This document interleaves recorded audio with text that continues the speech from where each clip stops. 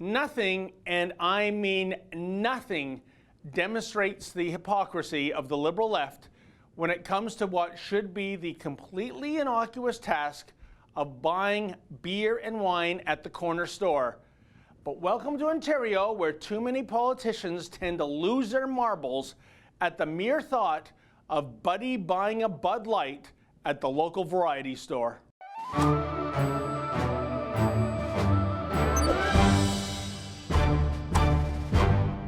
So PC leader Doug Ford had the temerity, he had the utter audacity, I tell you, to suggest that if his party forms the next provincial government, beer and wine will be available at the corner store. Gracious! The response from Premier Kathleen Wynne and NDP leader Andrea Horwath and the president of Mothers Against Drunk Driving and all their useful idiots in the media, oh, it was loud and swift.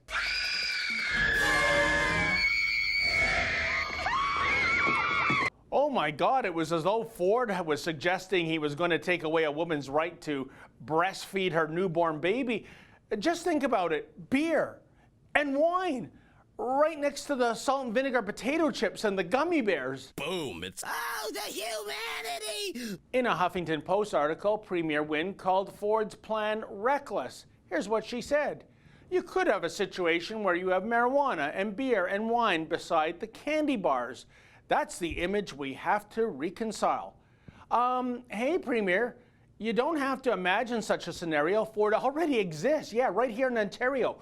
There are more than 200 LCBO agency stores in this province. These are LCBO mini stores that are located within convenience stores.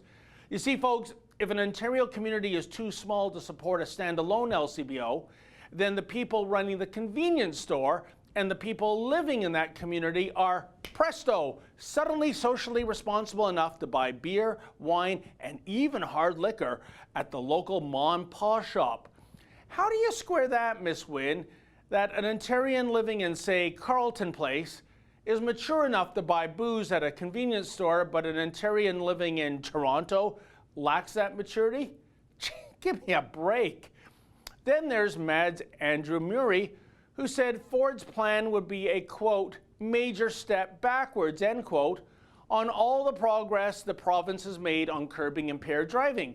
He says alcohol in convenience stores would mean greater access for youth, more intoxicated people being served, and more drunk driving.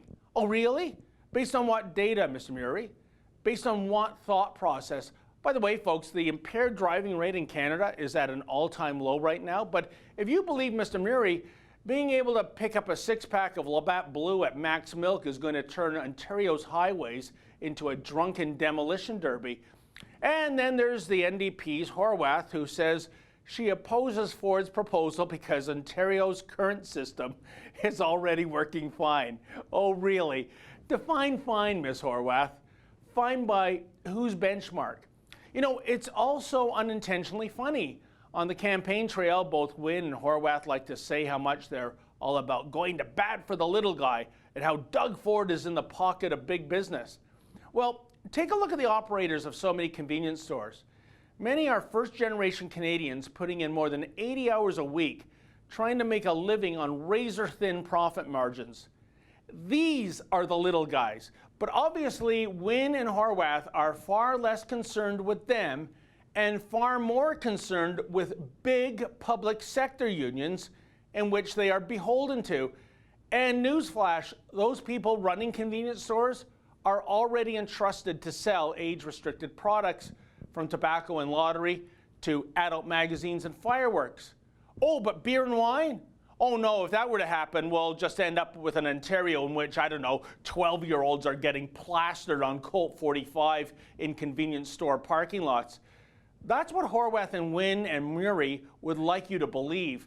But cross over the Ontario border into Quebec and visit Despeignets, and you will instantly see that this is not the reality. Or is this a matter of Quebecers being more responsible than Ontarians? And another thing to consider, the idea of buying a six-pack is not merely the desire of PC leader Doug Ford, but rather so many Ontarians who are sick of being treated like infants when it comes to alcohol. Indeed, 4 years ago, a petition entitled Free Our Beer was amassed by the Ontario Convenience Stores Association. It boasted more than 400,000 signatures, the single largest petition ever submitted to the Ontario legislature in the province's history. I'm sure a lot of the little guys signed that petition, not that they count for much when it comes to the progressive elites who endeavor to save us from ourselves when it comes to that nefarious act of buying a bottle of beer or wine at the local corner store. We're just not mature enough for that yet, according to our self-appointed nanny state guardians of the galaxy. For the Rebel.media, I'm David the Menzoid Menzies. Hey folks, the Rebel Live is coming up Saturday, June the 2nd in Toronto. Wow, what a roster of great speakers. Ezra Levant, John Cardillo, Sheila Gunn-Reid, Katie Hopkins. Oh boy, it's going to be great. Please go to therebellive.com and get your tickets today.